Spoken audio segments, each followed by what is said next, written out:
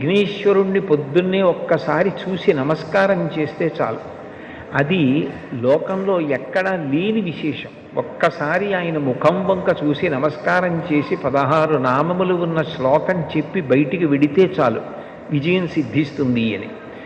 రెండవది ఆయన యొక్క అపారమైన కరుణ. ఇంకా అంతా ఇంత కరుణ కాదు విఘ్నేశ్వరుడిది. ఆయన క్షమించినంత తొందరగా ఎవ్వరూ క్షమించరు.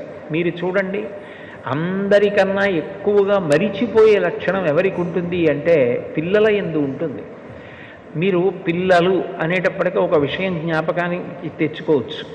పెద్దవాళ్ళు ఏదైనా తింటున్నారనుకోండి, ఎవరో పెద్దలు వచ్చారు ఇంటికి, ఇంట్లో భోజనమో పలహారమో చేస్తున్న పెద్ద ఆయన ఆ పళ్ళెం పట్టుకునో లేకపోతే చేతిలో ఏ ఉండ్రాయో కుడుమో పట్టుకుని తింటూ వీధిలోకి వెళ్ళి స్వాగతం పలకడం, ఆ పళ్ళెం లోపల పెట్టి తాను పెడతాడు.